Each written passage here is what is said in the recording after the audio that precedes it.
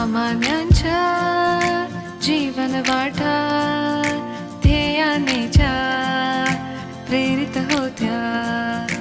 जाणून घेऊ आपण त्यांचा जगा वेगळा प्रवास आता.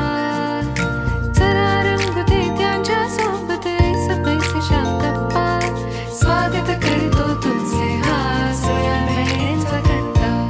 जुळ्या बहिणींचा कट्टा. रोज संध्याकाळी आपल्या घरात दिवे लागणीच्या वेळेला आपण शुभम करोति कल्याणम आरोग्यम धनसंपदा असं म्हणतो. म्हणजे आरोग्य हीच खरी संपत्ती आहे. आहार शुद्धौ सत्व शुद्धी, सत्व शुद्धौ ध्रुवा स्मृती, स्मृती लाभे सर्व ग्रंथीनाम विप्र मोक्षः. आपण तरी म्हणतो की हेल्थ इज वेल्थ आणि आरोग्य हेच खरं धन आहे, पण ते जपण्यासाठी आपण किती सजग आहोत. आजच्या धावपळीच्या जीवनात आपण अनेक जबाबदाऱ्या सांभाळत असतो, घर, नोकरी, कुटुंब. पण यात एक गोष्ट विसरतो, ते म्हणजे आपण आपलं आरोग्य, स्वतःचं आरोग्य. म्हणूनच आज आपण या महत्वाच्या विषयावर सखोल मार्गदर्शन घेण्यासाठी कोल्हापुरातील एक प्रसिद्ध आहार तज्ञ डॉक्टर प्रिया दंडगे यांच्याशी संवाद साधणार आहोत. आणि प्रियाताई, जुळ्या बहिणींचा कट्टा एक्सप्रेस गप्पा या आमच्या ऑनलाईन कार्यक्रमात मी मीना मोरोणे आणि मी श्यामा देशपांडे, आम्ही दोघी जणी या ऑनलाईन मंचावर तुमचं मनापासून स्वागत करतो. थँक्यू. डॉक्टर प्रिया दंडगे यांचा थोडक्यात परिचय द्यायचा झाला तर त्या होमिओपॅथीच्या डॉक्टर तर आहेतच, पण त्याशिवाय त्यांनी डिप्लोमा इन जर्नलिझम आणि डिप्लोमा इन काउन्सिलिंग पण केलेला आहे. आणि 20 वर्षांहून अधिक काळ वैद्यकीय स्वतंत्र व्यवसाय त्या करत आहेत. आणि कम्युनिटी मेडिसिन या विषयाच्या असिस्टंट प्रोफेसर म्हणून त्या कोल्हापुरात त्यांनी काही वर्ष कॉलेजमध्ये कार्य पण केलं आहे. आरोग्य सेवा, आरोग्य शिक्षण आणि सामाजिक बांधिलकी यामध्ये त्यांचा सक्रिय सहभाग राहिला आहे. तसंच विविध वर्तमानपत्रांमधून त्यांचे आरोग्यविषयक लेख सुद्धा प्रसिद्ध होत असतात. मीना, एवढंच नाही माहिती का, तर साहित्य क्षेत्रात सुद्धा त्यांनी उल्लेखनीय योगदान दिलं आहे. कथा, कादंबरी, नाटक लेखन सुद्धा केलं आहे. त्यांची महाभारतातील आदी पर्वावरील जरदकारू ना ही इंग्रजी कादंबरी सुद्धा प्रसिद्ध झाली आहे. थोडक्यात म्हणजे काय, त्या उत्तम लेखिका सुद्धा आहेत. आणि विशेष महत्वाचं म्हणजे वजन कमी करण्यासाठी कोल्हापुरात त्या पुष्पौषधी चिकित्सा देतात. आणि आतापर्यंत हजारो पेशंट्सना वेट लॉस साठी त्यांनी मदत केलेली आहे. डॉक्टर, पुनश्च तुमचं मनापासून स्वागत करते. करायची गप्पांना सुरुवात. डॉक्टर, मला विचारायला आवडेल तुम्हाला की फिटनेस म्हणजे तुमच्या मते नेमकं काय, आणि फिटनेस राखण्यासाठी रोजच्या जीवनात कोणते साधे बदल करता येतात? तर फिटनेस अशी गोष्ट आली ना की आपल्या डोळ्यासमोर येतं की व्यायाम करणारा माणूस किंवा अगदी काटेकोरपणे खाणारा माणूस. म्हणजे आपण फिटनेसला नेहमी ना फिजिकल फिटनेस म्हणजे शारीरिक फिटनेस कडेच रिलेट करतो, त्याच्याशी त्याचं जोडतो. पण असं नाहीये. फिटनेस म्हणजे केवळ शारीरिक नाही, तर मानसिक फिटनेस, सामाजिक फिटनेस, भावनिक फिटनेस हा सगळा त्याच्यामध्ये समावेश आहे. म्हणजे वर्ल्ड हेल्थ ऑर्गनायझेशनच्या व्याख्येनुसार त्याच्यामध्ये फिजिकल म्हणजे फक्त मला रोग नाहीये म्हणून मी फिट आहे असं नाहीये, तर याच बरोबर मी फिजिकली, मेंटली, सोशली आणि स्पिरिच्युअली सुद्धा फिट असणं, हेल्दी असणं हे गरजेचं आहे. माझ्यासाठी फिटनेस हा आहे की तुम्ही फिजिकली तर फिट असलंच पाहिजे. म्हणजे काय, रोगविरहित असलं पाहिजे. रोग कुठला असेल, कोणती व्याधी असेल तर तो तुम्ही व्यवस्थित मॅनेज करता तुम्हाला आला पाहिजे. आणि मानसिक दृष्ट्याही तुम्ही सकारात्मक पाहिजे. म्हणजे कोणताही वाईट अनुभव जरी आला तरी त्याला धैर्याने तोंड देण्याचं सामर्थ्य पाहिजे. कोणीही वाईट अनुभवामध्ये हसत बसणार नाहीये किंवा अरे वा छान झालं असं तर नाही म्हणणार आहे. म्हणजे सकारात्मकतेची ही बाजू आहे की जे काही आपल्या वाट्याला येईल ते सहन करण्याची आणि त्याच्यावर सोल्युशन शोधण्याची, त्याच्यावर उत्तर शोधण्याची आपल्यामध्ये कपॅसिटी पाहिजे, म्हणजे आपण फिट आहोत. खूप छान सांगितलं तुम्ही फिटनेसची व्याख्या. म्हणजे फक्त शारीरिकच नाही तर मानसिक पण पाहिजे, भावनिक पण पाहिजे माझ्या मते. आणखी हो, भावनिक, इमोशनली. इमोशनली. पण मग फिटनेस आपल्याला जर फिजिकली ठेवायचा असेल तर आजच्या धावपळीच्या जीवनात स्त्री आणि पुरुष दोघांना सुद्धा संतुलित आहार किती महत्वाचा आहे डॉक्टर? नाही, खूप महत्वाचं आहे. कारण आपल्याकडे म्हणजे भारतीय संस्कृतीमध्ये आहार हे औषध मानलेलं आहे आणि आहार घेण्याचे काही नियम आहेत. जसं की आपण पूर्वी मांडी घालून बसायचो, जेवायला मांडी घालून बसावं, घाई गडबडीत बसू नये, जेवताना बोलू नये, जेवताना मन प्रसन्न असावं. हे जसं महत्वाचं आहे तसं आपलं ताट सुद्धा जे आहे त्यामध्ये सगळ्या गोष्टी असाव्यात. म्हणजे सगळे रंग असावेत आणि ऋतुमानानुसार तो आहार असावा. तो आहार संतुलित असावा. म्हणजे आता बरेच वेगवेगळे ट्रेंड निघतात. ट्रेंड म्हणजे काय की आता ट्रेंड आला की नाही प्रोटीन खाल्लंच पाहिजे. म्हणजे असं असतं की यापूर्वी भारतीय लोक प्रोटीन खातच नव्हते किंवा त्यांना प्रोटीन माहितीच नव्हतं आणि ते कमजोर आहेत, सगळे वीक आहेत वगैरे. म्हणजे अशा पद्धतीचा प्रचार केला जातो. किंवा आता अलीकडे आले फायबर, मग फायबर 25 ग्रॅम फायबर पाहिजे. तर या सगळ्या गोष्टी पाश्चात्य संशोधनातून किंवा पाश्चात्य ट्रेंड्स असतात. आपल्याकडे खूप पूर्वी काळापासून संतुलित आहार घ्यायचा हे सगळं दिलेलं आहे. म्हणजे ज्याच्यामध्ये कार्बोहायड्रेट आहे, ज्याच्यामध्ये प्रोटीन आहे, ज्याच्यामध्ये हेल्दी फॅट्स आहेत आणि विटॅमिन मिनरल्स जास्तीत जास्त मिळतील.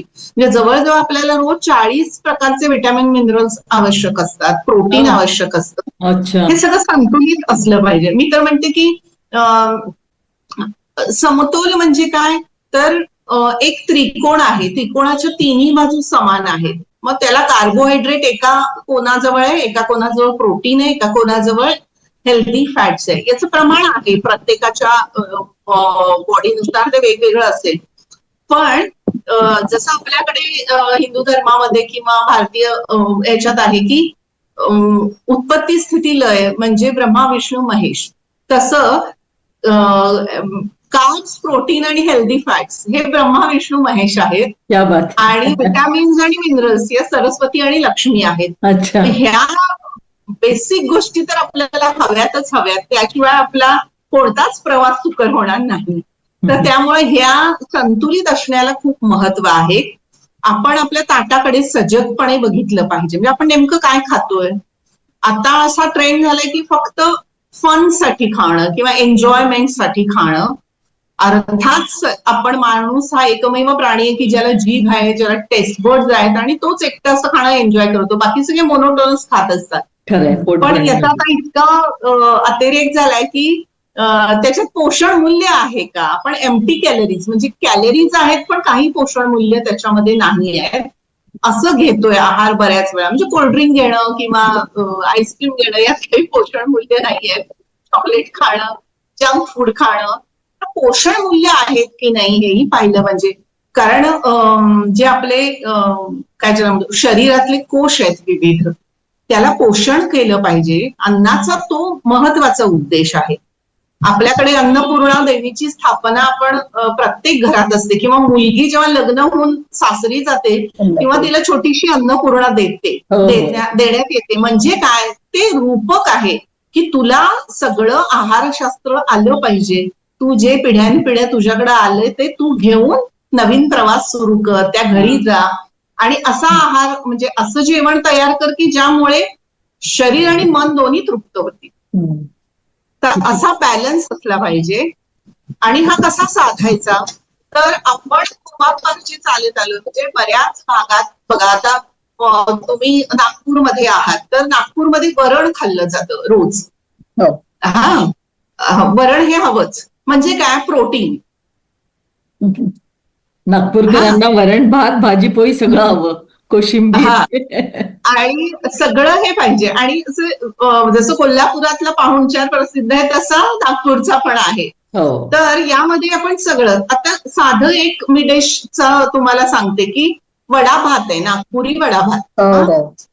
दिस is the best combination of carbs, protein and healthy fat. फक्त झालंय काय असं की आपण आपली पारंपरिक गोष्टी विसरून आपल्याला बर्गर, पिझ्झा हे खूप रोजच्या रोज खाण्याच्या गोष्टी नाहीयेत त्या. वन्स इन अ व्हाईल कधीतरी एन्जॉय करण्याची ती गोष्ट आहे, असू शकते. खरंय. त्यामुळे समतोल आहारामध्ये या गोष्टी असणं महत्वाचं आहे. शाकाहारी आणि मांसाहारी दोन्ही जणांनी हे लक्षात घेतलं पाहिजे. मॅडम, डाएट करणं म्हणजे नेमकं उपाशी राहणं की योग्य पद्धतीनं खाणं?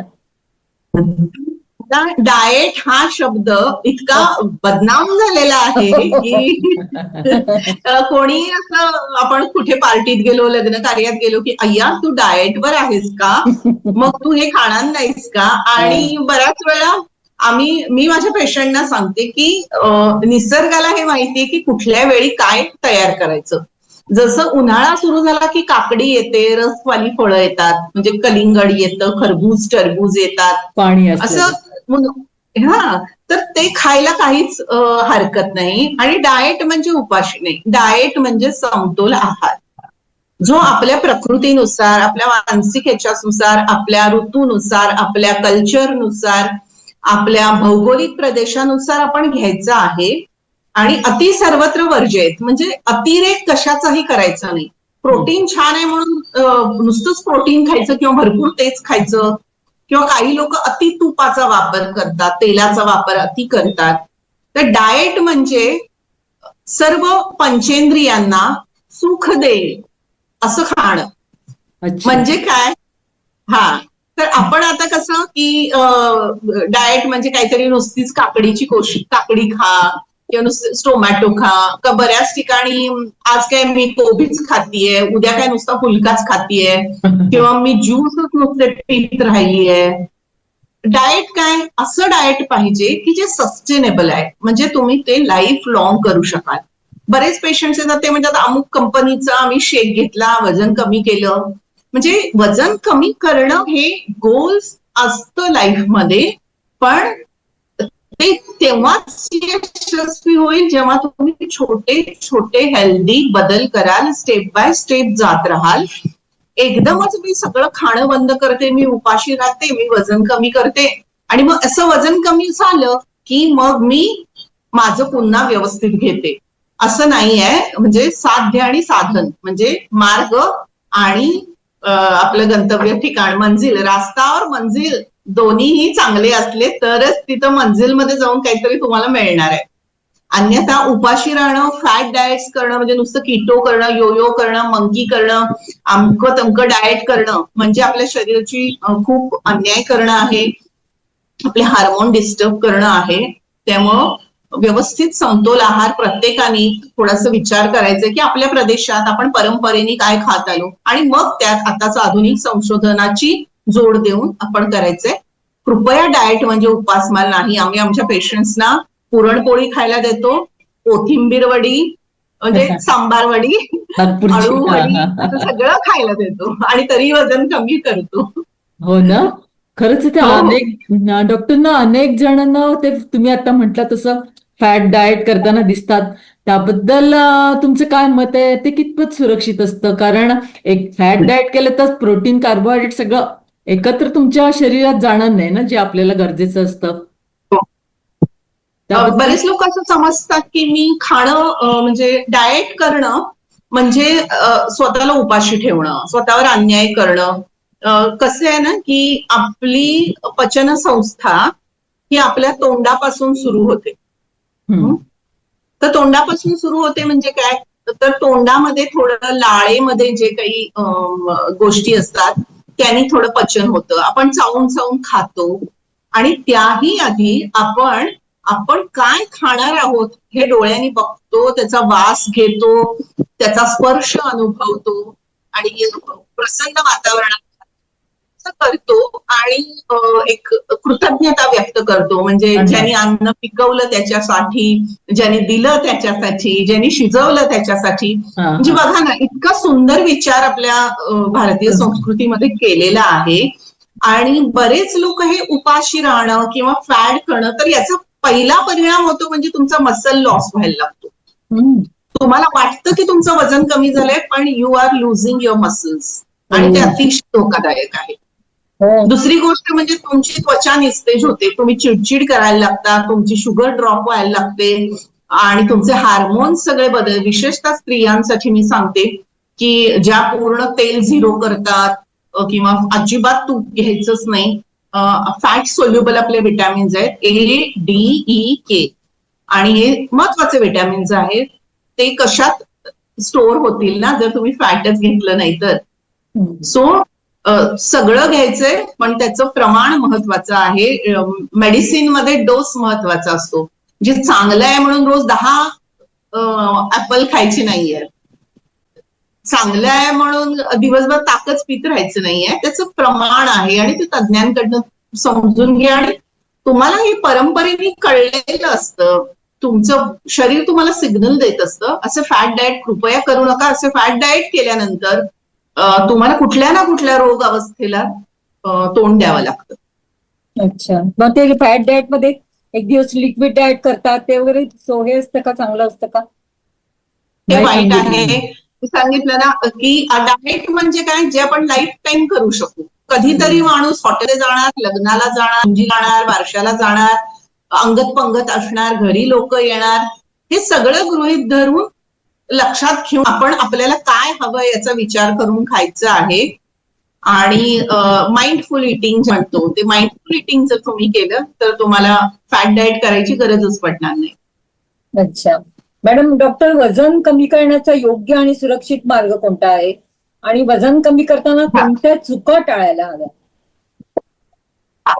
पहिल्यांदा आता काय आहे की सध्या भारतामध्ये ओबेसिटी वाढते आहे.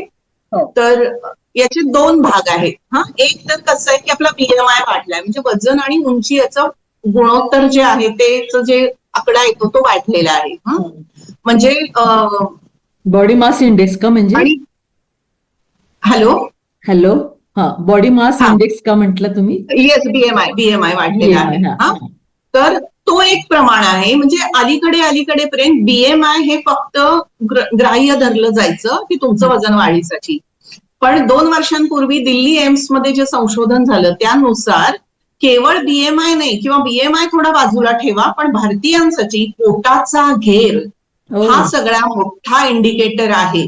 बरेच वेळा तुमचं वजन कमी असतं, हात पायावर चरबी नसते, कुठेच चरबी नसते, फक्त पोट वाढलेलं असतं. अच्छा.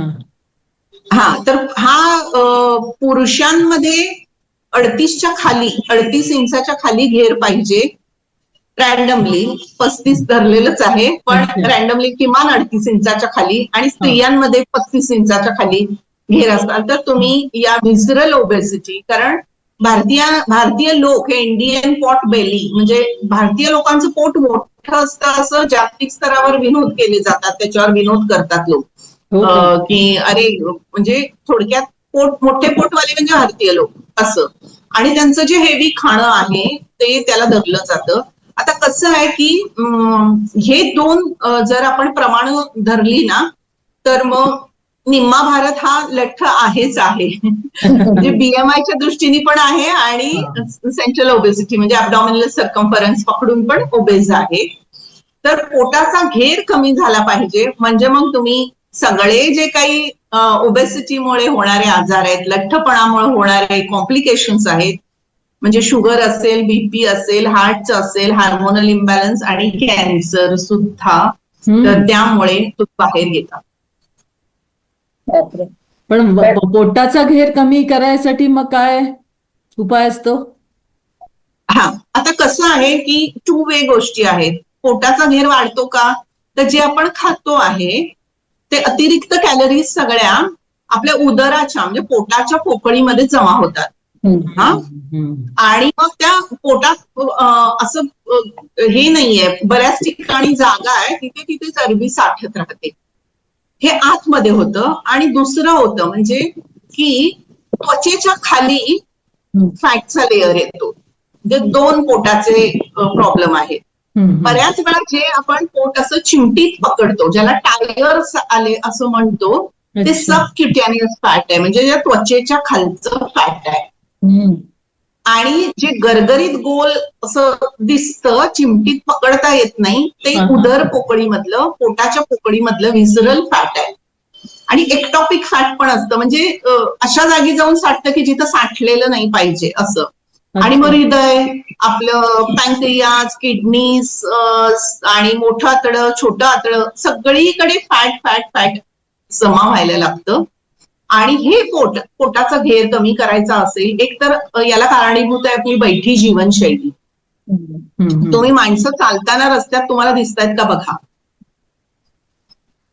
कुणीही तुम्हाला चालताना दिसत नाही. अगदी त्या ऑफिसच्या दारात गाडी लावली जाते, त्या दुकानाच्या दारात लावली जाते, माणसं घरातही चालत नाहीत, कुठेच चालताना दिसत नाहीत. बैठा हुआ इंडिया असं मी म्हणते. सो बैठा हुआ जो इंडिया है उसकी वजह से पेट बढ़ रहा है.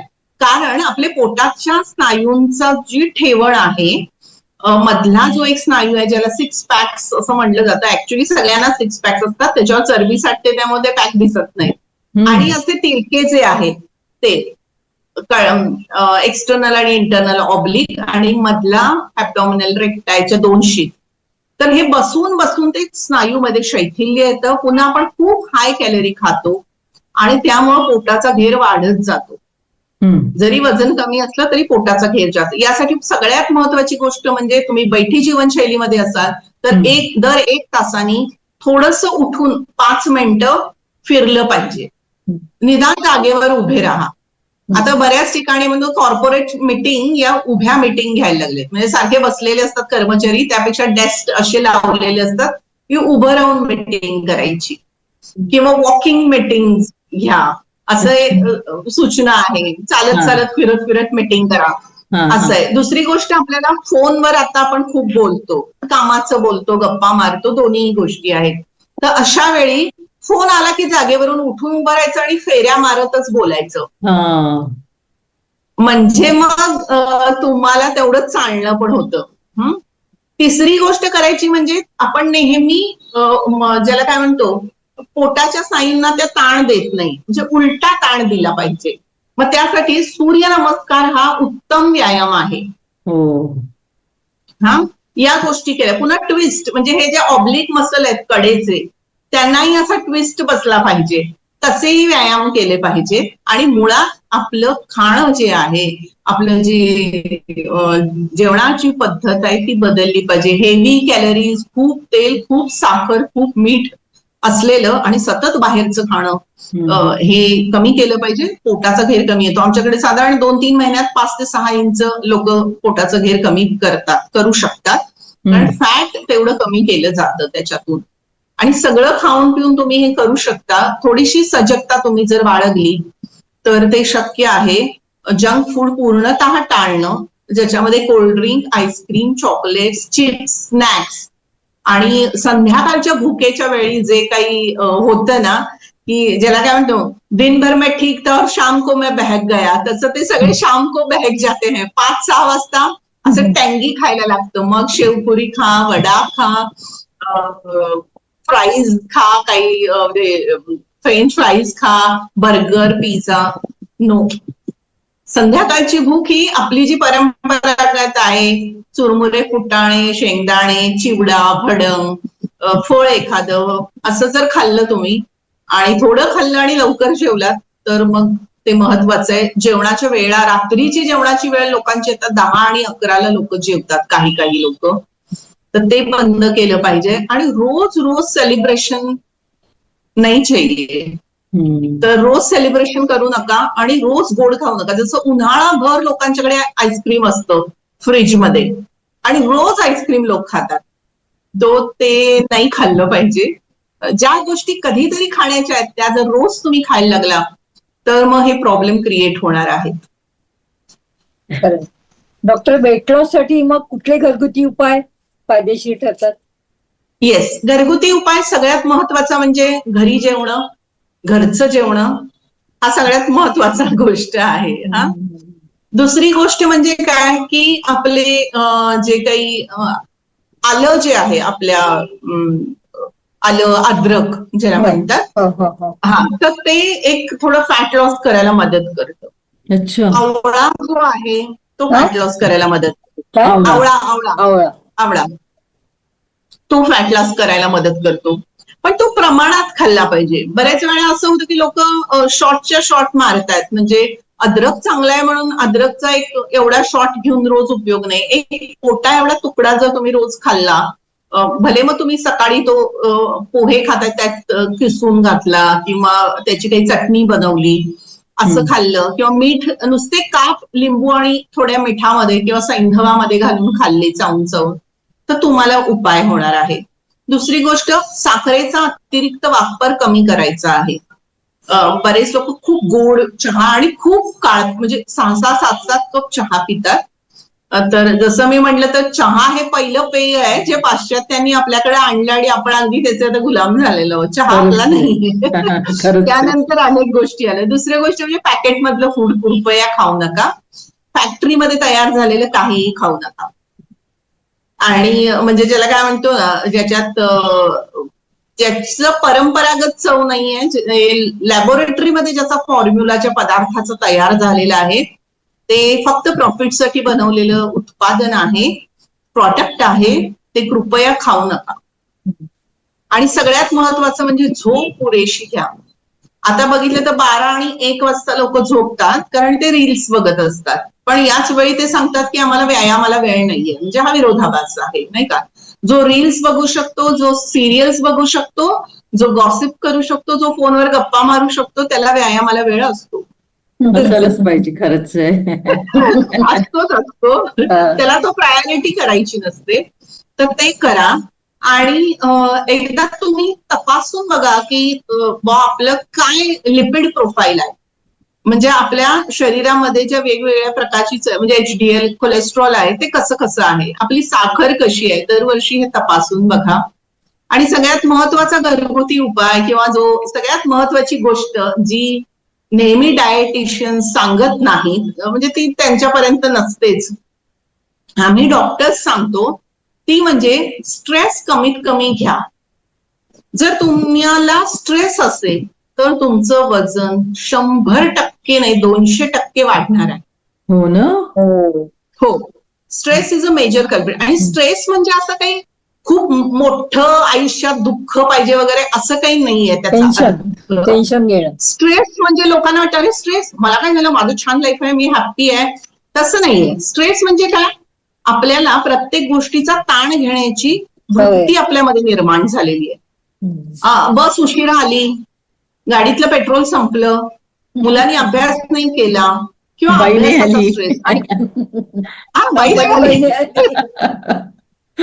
माझी बहीण आली, मनासारखी साडी नाही मिळाली, ती मला तसं म्हणाली, हे आता स्ट्रेसचे फॅक्टर आहे. मोठं जर काही झालं तर खूप जण असतात तुम्हाला मदत करायला.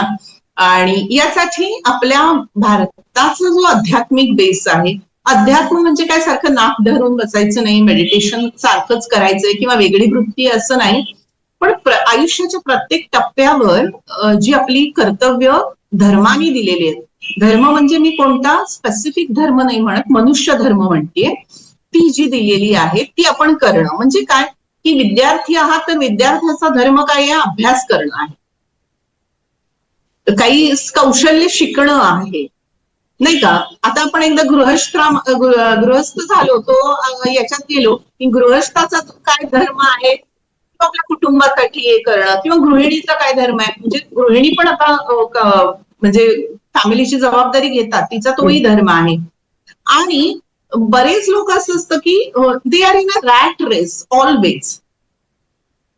आणि आपल्या मुलांवर पण खूप स्ट्रेस. तुम्ही जर बघितलं असेल तर आजकालच्या मुलांचं वजन हे प्रचंड प्रमाणात वाढत चाललेलं आहे. PCOS, PCOD म्हणजे आता PMOS झालं, किंवा थायरॉइडचे प्रॉब्लेम, मुलींच्या अनियमित पाळी, छोट्या छोट्या मुलांची अशी मोठी मोठी पोटं, त्यांची अतिरिक्त वजन आणि त्यातून येणारे डिप्रेशन, चिडचिड, या सगळ्या गोष्टी आहेत. आणि होमिओपॅथी नेहमीच बिलीव्ह करते की माणूस पूर्णतः हा निरोगी असणं महत्वाचं आहे. आणि ज्याला ते कधी शक्य होईल जर तुम्ही मुळापासून सगळ्या गोष्टी कराल तर हे महत्वाचं आहे की तुम्ही ह्या ज्या गोष्टी आहेत स्ट्रेसवाल्या, त्याच्याकडे एक दर 10 वर्षांनी वेगळ्या दृष्टीने आपण पाहिलं पाहिजे, नाही का? 50 वेगळ्या दृष्टीने पाहिलं पाहिजे. आणि खरंच आपलं कुठं चुकतंय का, काय होतं का, छोट्याच गोष्टी असतात. म्हणजे एकमेकाच्या स्वभावाला आपण जुळवून घेऊ शकत नाही. परिस्थिती अशी आली की आपण खूप चिडचिड करतो आणि मग आपला स्ट्रेस वाढतो. स्ट्रेस वाढला की कॉर्टिझॉल हार्मोन्स वाढतात आणि जे तुम्हाला हाय कॅलरी, हाय फॅट असणारं, हाय शुगर असणारं खायला उद्युक्त करतात. आणि इमोशनल इटिंग बरेच लोक करतात. या सगळ्या गोष्टी ज्या आहेत, म्हणजे कसं? खरं तर हा एक वेगळा टॉपिक आहे. पण या आणि समाजातला, कुटुंबातला संवाद कमी होतो आहे आणि विसंवाद वाढत चाललाय. आणि मग त्या अशी छान, ज्याला काय म्हणतो ना, पारावर बसून गप्पा मारणारी माणसं आहेत किंवा अशा छान मैत्रिणी कट्ट्यावर बसून गप्पा मारतायत, काही विशेष नाही, पण हसतायत, एकमेकीची चेष्टा करतायत, छान. ते स्ट्रेस बस्टर्स. स्ट्रेस बस्टर्स असतात अगदी. हा, भेटा ना मित्रांना, म्हणजे भेटा.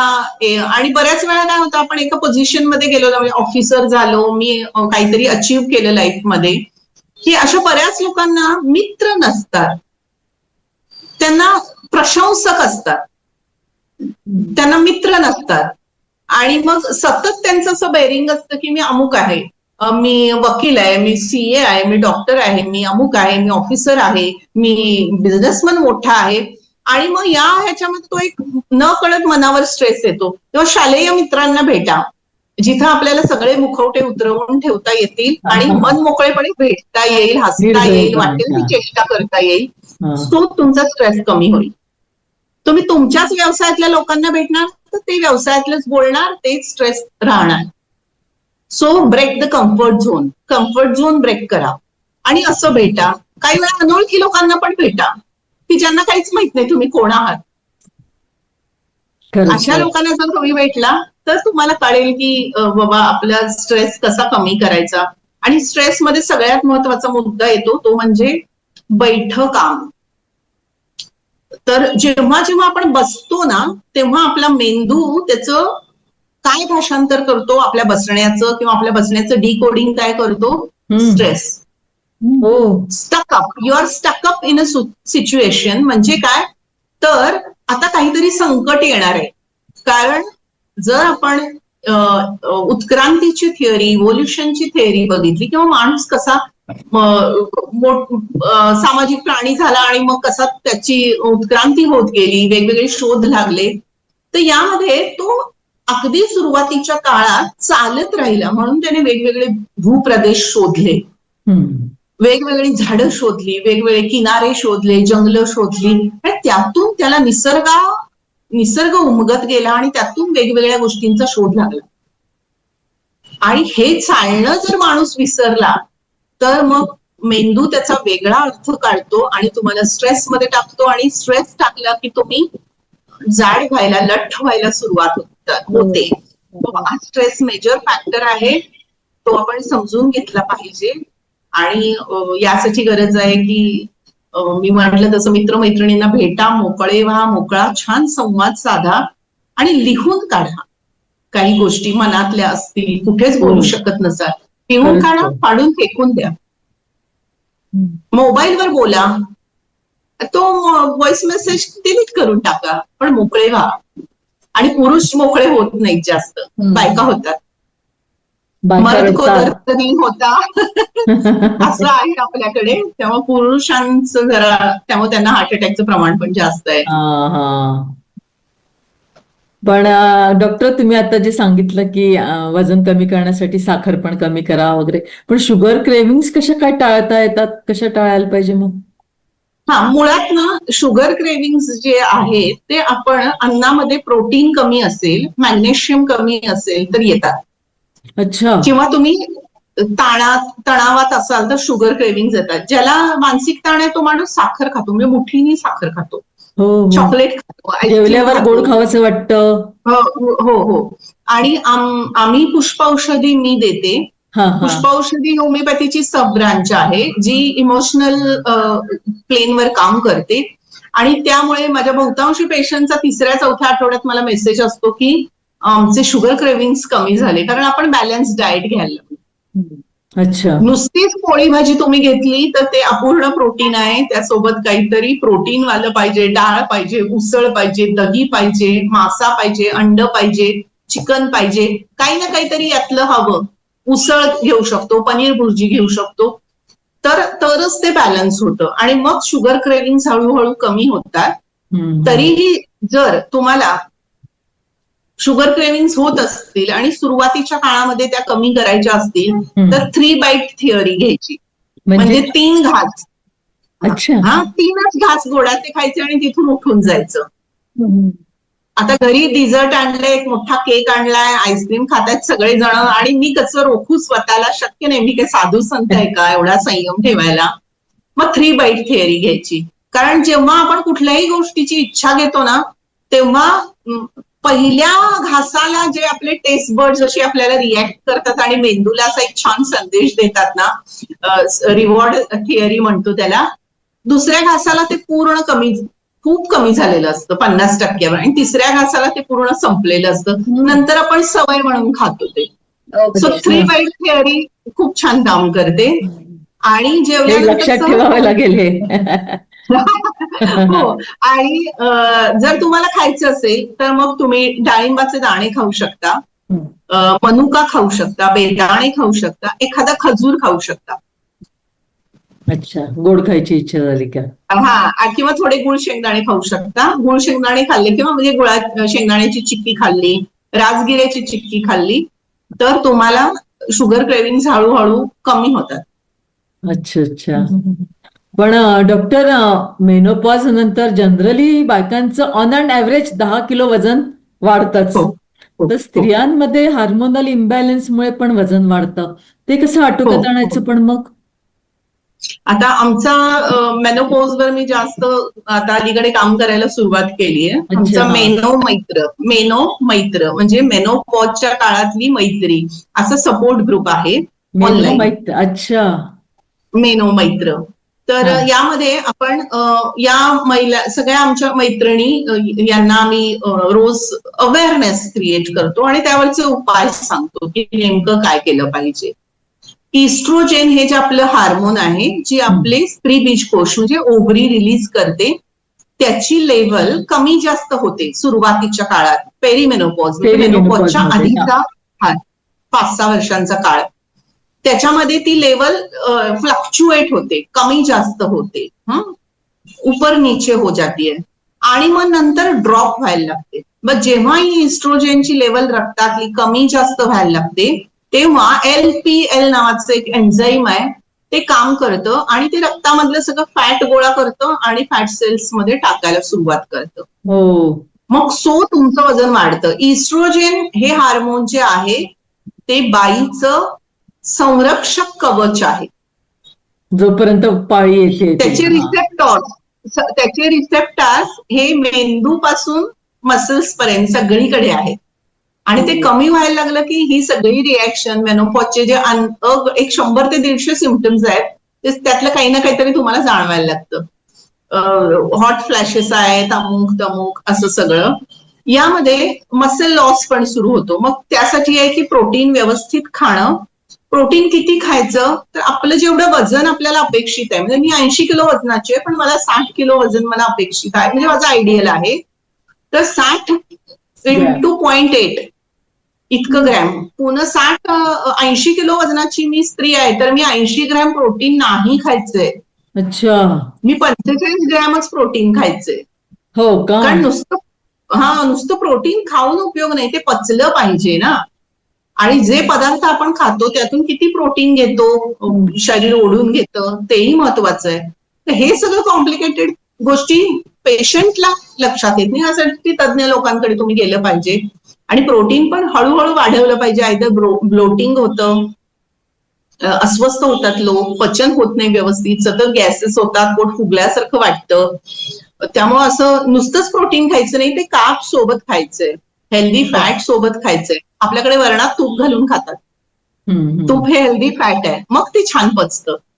ते भातावर खातात, वरण भात तूप, मग ते परिपूर्ण अन्न होतं. म्हणजे आपल्याकडे पूर्वजांनी रिसर्च पेपर लिहिलेले नाहीयेत, जसे आता पाश्चात्य युनिव्हर्सिटीमध्ये रिसर्च पेपर येतात, पण ते त्यांच्या ऑब्झर्वेशननी, त्यांच्या शहाणपणानी त्यांच्या जे ज्ञान त्यांना सगळ्या वनस्पतींचं वगैरे होतं त्यातून ह्या प्रथा बनत गेलेल्या आहेत. अच्छा. हा. कोणी तुपात वाटीत तूप नाही घालत, चमच्याने तूप घालतो आपण. हा. हे लक्षात घेतलं पाहिजे. तर जो भारतीय शहाणपणा आणि भारतीय आहार संस्कृती ही जगातली सगळ्यात समृद्ध संस्कृती आहे. प्रत्येक प्रदेशात जसं जसं भौगोलिक आहे तसं तसं भूगोल बदलतो, तसे पदार्थ बदलतात. कारण तिथलं अन्नधान्य, भाज्या, फळं, तेल सगळं बदलतं. तुम्ही जर हिमाचल प्रदेश किंवा नॉर्थ मध्ये जाऊन पनीर खाल्लं तर तुम्हाला छान पचतं, चांगलं पचतं. कारण तिकडचं जे गंगेचं आणि यमुनेचं वॉटर आहे त्यात मिनरल्स जास्त आहे. तिथली हवा वेगळी आहे, तिथली म्हैस वेगळा चारा खाते, आपली इकडची म्हैस वेगळा चारा खाते, आपली जमीन वेगळी, वेगळा पोत आहे आपल्या जमिनीचा, तिकडचा पोत वेगळा आहे, म्हणून तिकडे थंडी खूप असते. महाराष्ट्रात राहून एवढं पनीर खायची काहीच गरज नाही. अच्छा. असं त्यामुळे या सगळ्या गोष्टी लक्षात घेतल्या पाहिजे. या ज्या गोष्टी आहेत त्या केल्या पाहिजेत आणि व्यायाम हा केला पाहिजे. म्हणजे बऱ्याच जणांना वाटतं घरकाम हे व्यायाम आहे, तर घरकाम हे व्यायाम नाही, घरकाम ही दमणूक आहे, ऍक्टिव्हिटी आहे. व्यायाम म्हणजे काय की आपल्या स्नायूंना अधिक कुशल आणि सक्षम बनवणं, more strength to our muscles, याला एक्सरसाइज म्हणतात. आपला स्टॅमिना वाढवणं म्हणजे काल 3 किलोमीटर पोहत होते तर आज मी 4 किलोमीटर पोहते, आज म्हणजे 6 महिन्यांनी. क्षमता वाढवणं म्हणजे व्यायाम त्यांची क्षमता वाढवतो, मानसिक आणि शारीरिक देखील. पण घरकाम दमून त्यामुळं त्यामध्ये मग वजन उचलणं किंवा चालणं, योग करणं, कार्डिओ करणं, असं कॉम्बिनेशन पाहिजे. एकच एक करू नका. आठवड्यातनं 2दाच वजन उचलायचंय काहीतरी. आणि बऱ्याच वेळा असं म्हटलं जातं की अरे मेनोपॉज मध्ये या ज्या सगळ्या गोष्टी आहेत शारीरिक आणि मानसिक, याच्यामध्ये बायका खूप एकटं होतं, स्ट्रेसफुल वाटतं, लोनलीनेस येतो, मीच का, मलाच का, असं सगळेजण माझा फायदा घेऊन गेले, मी एकटी पडले, आता कोणीच मला नाहीये. म्हणून आम्ही सपोर्ट ग्रुप केलाय की आपण सगळेजण एकमेकाला आहोत, बोला, व्यक्त व्हा, सांगा. आणि हे का होतं हे समजून घ्या. नुसतेच उपाय आपल्याला करायचे असतील, कारण मेनोपॉज काही रोग नाहीये, कोणी आजार नाहीये की तुम्ही औषध घेतलं आणि तो गेला, नाही का. तर हे करणं अतिशय महत्वाचं आहे. डॉक्टर, दैनंदिन आहारात कोणते पोषक न्यूट्रिएंट असायलाच हवेत? आणि अॅनिमिया आजकाल खूप वाढतो आहे, अॅनिमिया, आणि विशेषतः स्त्रियांमध्ये, ते टाळण्यासाठी काय करायला हवं? तर जे पोषण मूल्य आपल्याला रोज आवश्यक असतात ना, ते हेल्दी कार्ब्स म्हणजे पोळी, भात आणि भाकरी, ज्वारी, नाचणी, बाजरी, तांदूळ, ही सगळी धान्य असली पाहिजेत. आणि याचबरोबर म्हणजे मॅक्रो आणि मायक्रो असं म्हणजे न्यूट्रिएंट्स आपल्याला पाहिजेत. ज्या मोसमामध्ये ज्या भाज्या येतात त्या सगळ्या खा. यामध्ये पालेभाजी, फळभाजी, आता शहरामध्ये बऱ्याच वेळा पालेभाजी वेळ नाही निवडायला म्हणून केली जात नाही, नीट करायला. तर सगळ्या भाज्या, फळं सगळी, कोशिंबिरी, दही, दूध, ताक, मांसाहारी आहेत त्यांनी चिकन, अंडी, मासे हे खाल्ले पाहिजेत. आणि रोज किमान हे सगळं असलं पाहिजे, म्हणजे भाजी रोज असलीच पाहिजे. हेल्दी फॅट मध्ये काय, तेल जे कच्च्या खाण्यावरचं डबल फिल्टर आहे, रिफाईंड तेल वापरायचं नाही. No, a big no to refined oil. आणि मग भाज्या वेगवेगळ्या, फळभाज्या, पालेभाज्या, कोशिंबिरीतले गोष्टी म्हणजे काकडी, टोमॅटो, गाजर, कोबी, मुळा, जे काही असेल. आपल्या आपल्या प्रदेशात अशा विपुल भाज्या असतात, त्या सगळ्या. म्हणजे एक पिवळा रंग पाहिजे जेवणात, पांढरा रंग पाहिजे, हिरवा रंग पाहिजे आणि लाल रंग पाहिजे. हे 4 रंग तरी मुख्य पाहिजे. दही, दूध, पांढरा म्हणजे भात, भाकरी, पोळी, भात. हिरवा म्हणजे पालेभाज्या किंवा हिरव्या फळभाज्या. आणि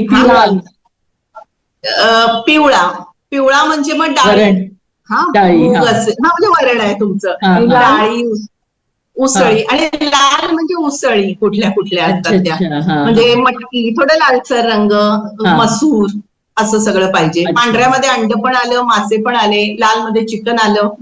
हे 4 रंग बेसिक आहेत. मग पांढऱ्यामध्ये दूध आलं, दही आलं, ताक आलं, हा हा हा हा. तूप आलं, आणि लाल मध्ये चटणी आली, शेंगदाण्याची चटणी असू दे, जवसाची, लसणाची, अशी. असं हे रंग जर तुमच्या ताट्यात रोज सगळे असतील तर मग तुमचं ताट हे परिपूर्ण ताट आहे. बापरे. म्हणजे रोजच्या आहारात एवढं घ्यायलाच हवं. घ्यायला हवं.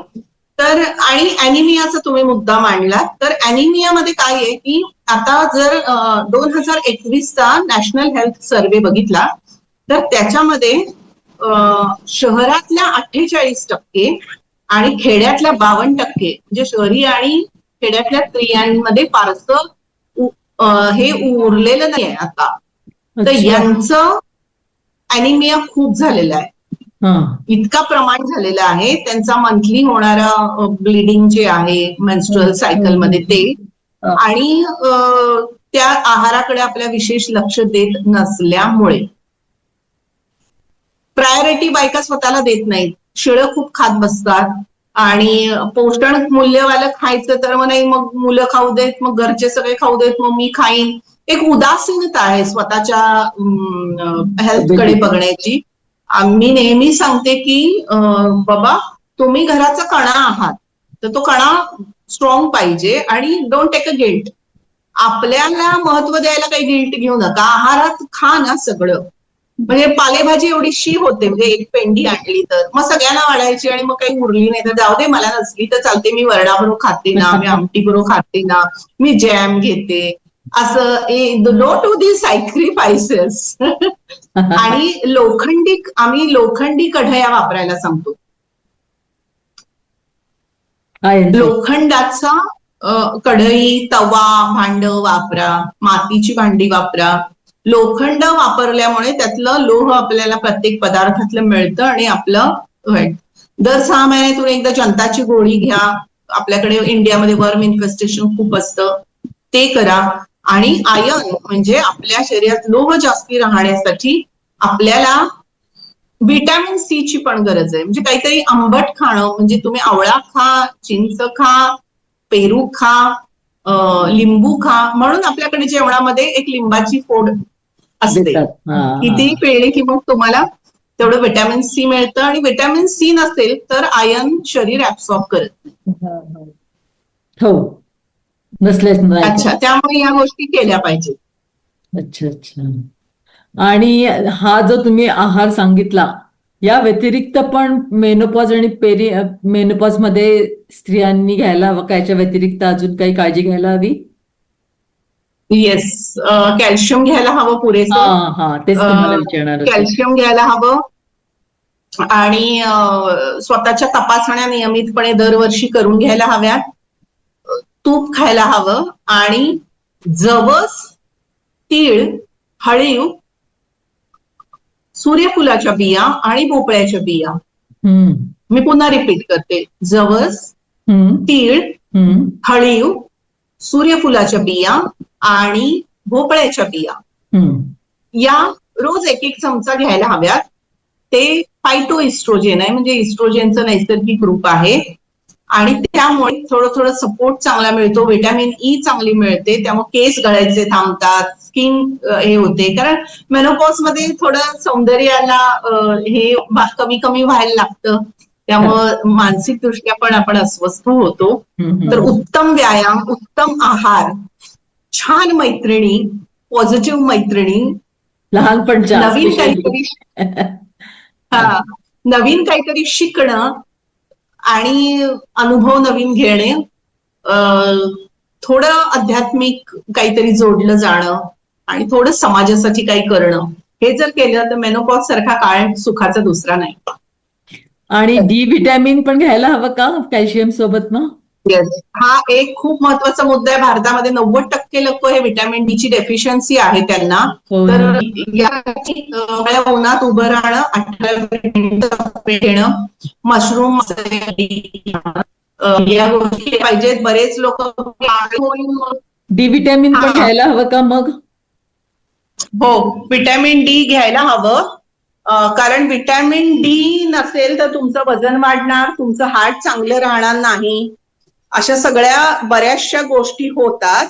त्यामुळं कोवळ्या उन्हात जमलं नाही तर 11 ते 1च्या उन्हात तुम्ही थांबलं पाहिजे. म्हणजे शरीरात थोडं तरी एक 15 मिनिटं ते ऊन त्वचेवर पडलं पाहिजे. आपल्याकडे भारतामध्ये मी काळी होईल जात नाही आणि सनस्क्रीनचे थरच्या थर लावतात. असं कृपया करू नका. धूप में निकलो तो ही आप सुंदर लगोगे. अच्छा, टॅन असं झाला तर आहे. चालेल. मुली आजकाल ते टॅन टॅन झाला होतील तर म्हणून ते चालेल, पण तोंडाला फडके बांधतात ना. तर व्हिटॅमिन डी हे खूप महत्वाचं आहे, खूप महत्वाचं आहे. व्हिटॅमिन डी नसेल तर तुम्ही सुंदर दिसणार नाही, तुमचं हृदय चांगलं चालणार नाही, तुमची हाडं बळकट राहणार नाही, तुमचा मांदा चांगला राहणार नाही. सो प्लीज प्लीज सन मध्ये जा. डी अच्छा. विटॅमिनच्या गोळ्याही घेतल्या तर चालतात ना महिन्यात एकदा? गोळ्याही घेतल्या तरी चालतात, पण शेवटी नैसर्गिक जे स्रोत असतात त्याला पर्याय नसतो. हो, नॅचरल ते नॅचरलच ते राहील. खर्च. नॅचरल ते नॅचरल. ते तर खरंच. डॉक्टर, ऑस्टिओपोरोसिस टाळण्यासाठी स्त्रियांनी काय करायला हवं? मी आता म्हटलं तसं कॅल्शियम आणि दुधाचे पदार्थ, नाचणीमध्ये कॅल्शियम भरपूर आहे, त्यामुळे नाचणी खा. चवळीमध्ये आहे आणि मेथ्यांमध्ये आहे. हो. तर हे घेतलं तर तुमची हाडं बळकट होतील आणि व्यायाम केला व्यवस्थित तर हाडं बळकट होतील. या दोन्ही गोष्टी म्हणजे कॅल्शियम घेणं आणि व्यायाम करणं, या दोन्ही गोष्टी तुम्ही केल्या तर तुमची हाडं बळकट होतात, ऑस्टिओपोरोसिस होत नाही. अच्छा, डॉक्टर, निरोगी आयुष्यासाठी तुम्ही सर्वांना कोणता प्रभावी डाएट मंत्र द्याल? एकच मंत्र देणं खूप अवघड आहे, पण सगळ्यात मी सांगते प्रभावी. तो सगळ्यात आहे की आनंदी मनाने जेवा. हा. तर जे खाताय ते अंगाला लागेल, असं आपले पूर्वी आजी आजोबा म्हणायचे. तर प्रसन्न मनाने जेवा आणि वजन नियंत्रणात ठेवा. म्हणजे मग तुमचे जे रोग आहेत म्हणजे डायबिटीज, ब्लड प्रेशर, हार्ट आणि कॅन्सर हे लांब राहतील. सो ओबेसिटी पासून, लठ्ठपणापासून दूर राहा, आपलं वजन कंट्रोलमध्ये ठेवा, व्यायाम करा आणि जे जेवताय ते आनंदी राहून जेवा. खूप छान सांगितलं डॉक्टरांनी. मॅडम, आपण समारोप रॅपिड फायर राऊंडनी करायचा? येस, नक्की. साखर की गुळ? दोन्ही नाही, दोन्ही सख्खे भाऊ बहीण गुळ पण नाही? आहेत. गुळ पण नाही? नाही नाही, गुळ पण तेवढेच कॅलरी देतो, फक्त त्यात थोडंसं लोह आणि मिनरल असतं. तर गुळ घेतला तर मी गुळाचा चहा पिते म्हणजे मला कॅलरी जात नाहीत असं नाही, सेम कॅलरीज. अच्छा. डॉक्टर, कोणती चूक जी तुमचं वजन कमीच होऊ देत नाही? जागरण, झोप न घेणं पुरेशी. अच्छा. Best fruit for weight loss कुठला आहे? पेरू. अच्छा. उन्हाळ्यातील सर्वात चांगला ब्रेकफास्ट? सगळ्यात चांगला ब्रेकफास्ट दही पोहे. गोपालकाला वगैरे खायचो ना आपण तसं. 4 गोष्टी ज्या रोजच्या आहारात हव्याच हव्यात. पालेभाजी, जवसाची चटणी, कांदा लसूण आणि ताकाचा ग्लास. हो. डॉक्टर, प्रोबायोटिक्स म्हणजे गुड बॅक्टेरिया कशा वाढवायच्या जेणेकरून गट हेल्थ सुधारू शकेल? आपल्याकडे आपण आंबील, आमच्याकडे पश्चिम महाराष्ट्रात घेतात नाचणीची आंबील, आणि ताक रोज जर घेतलं, घरी विरजलेल्या दह्याचं ताक रोज 1 ग्लास घेतलं तर प्रोबायोटिक्स वेगळे घेण्याची काहीही गरज नाही. पण नाचणीचा ग्लायसेमिक इंडेक्स जास्ती असतो ना? पण नाही, नाचणीचा ग्लायसेमिक इंडेक्स उलट कमी आहे. नाचणी स्लोली शुगर रिलीज करते. हो का? मला असं कुठेतरी वाचण्यात आलं होतं, मला नाही. अच्छा. हा. मिलेट्स घेणं चांगलं की वाईट आहे? मिलेट्स खूप छान, खूप छान. मिलेट्स हे आपले 10,000 वर्षापूर्वीचे जुने साथीदार आहेत, आपलं अन्न आहे. हडप्पाच्या उत्खननामध्ये सुद्धा काही मिलेट्स सापडलेले आहेत. सो नक्कीच त्याच्यामध्ये कोडो, कुट्टू, साम, वरई, राळ हे मिलेट्स पण आहेत, ज्वारी, बाजरी आणि नाचणीसह. नक्की घ्या. भगर पण आहे ना, भगर? हो, वरई. वरई. प्रोटीन बघा. पावडर, हा मॅडम, प्रोटीन पावडर घेणं चांगलं की वाईट? ऍथलीट असेल तर घ्या, एरवी घेण्याची काही गरज नाही. आपल्या आहारातून मिळतं प्रोटीन. पण डॉक्टरनी समजा सांगितलं असेल, कोणाची ट्रीटमेंट सुरू असेल तर घ्यावं का? हा, तर घ्यावं, व्हे प्रोटीन घ्यावं. अच्छा. प्लांट पण प्रोटीन? त्यावर अवलंबून राहू नये. आपल्या आहारात प्रोटीन कसं मिळेल हे बघावं. मग प्लांट प्रोटीन घ्यायचं की अॅनिमल बेस्ड प्रोटीन घ्यायचं? तुम्ही शाकाहारी असाल तर प्लांट प्रोटीन घ्या, तुम्ही हा. मांसाहारी असाल तर animal. Whey protein is the best. बे प्रोटीन. हा. उपवास करणं चांगलं की वाईट? निश्चित चांगलं, पण ते उपवास म्हणजे एकादशी दुप्पट खाशी नको आहे. तळलेलं खायचं नाहीये त्या दिवशी, किंवा बटाटा वगैरे चिप्स असला उपवास नको आहे. उपवास म्हणजे परमेश्वराचं चिंतन करणं आणि पचनसंस्थेला विश्रांती देणं. तर या गोष्टी साध्य होत आहेत का हे बघून उपवास करा. एक्झॉटिक फळं की साधी बाजारात उपलब्ध असलेली फळं? साधी बाजारात आपल्या घराजवळ उपलब्ध असणारी फळं. चहा की ग्रीन टी? दोन्ही नाही. नाही ना? दोन्ही नाही? मग कॉफी? दोन्ही नाही. आपली देशी पेय घ्या, जे भारतातलं पेय. दोन्ही भारतातली नाही आहेत. चहा हा इंग्रजांनी आणून कल्टिवेट केलेला आहे. सो कषाय नावाचं पेय आहे, दूध आहे, ताक आहे, पेज आहे भाताची, लिंबाचं सरबत, पन्ह, कोकम, नारळ पाणी. लिस्ट डॉक्टर, मोठी मी आहे. सकाळी उठून चहा घेणं बंद करून आंबिली घ्यायला सुरुवात केली आहे मी आता. Very good, very good. आणि कॉफी कशी आहे? चहा ही तुम्हाला स्टिम्युलेट करतं ब्रेनला. सो तुम्हाला आवडत असेल तर कधीतरी घ्यायला हरकत नाही. मी स्वतः काहीच घेत नाही, त्यामुळे हो. मी पेशंटला रेकमेंड नाही करत. अच्छा. सकाळी गरम पाण्यात लिंबू पिळून पाणी पिण्यानं वजन खरंच कमी होतं? नाही, हे एक मोठं मिथ आहे. असं नाही होत. नाही होत? तुमच्या नाही होत. मते सर्वात अनहेल्दी सवय? जेवताना स्क्रीन समोर जेवणं. हम्म. एका शब्दात फिटनेस म्हणजे काय? आनंदी आयुष्य. बरोबर आहे. एक सुपर फूड जे प्रत्येकाने घ्यायलाच हवं? एक सुपरफूड जे प्रत्येकाने घ्यायलाच हवं. घ्यायलाच हवं. हा. तूप. सूप की तूप? तूप घरी कडवलेलं तूप 2 चमचे अच्छा, फक्त. अच्छा, अच्छा. गाईचं तूप चालतं? गाईचं किंवा म्हशीचं दोन्ही चालतं. कुठलंही. हा. डॉक्टर, आज तुमच्यासोबत गप्पा करताना आम्हाला केवळ आहार आणि फिटनेस विषयीच माहिती नाही मिळाली, तर निरोगी जीवन जगण्याची प्रेरणा पण मिळाली. आज आपण डॉक्टरांकडून जाणून घेतलं की निरोगी राहण्यासाठी कोणत्याही कठीण उपायांची गरज नाहीये, तर योग्य आहार, नियमित व्यायाम, पुरेशी झोप आणि सकारात्मक विचार या 4 गोष्टी आपल्या आरोग्याचा मजबूत पाया आहेत.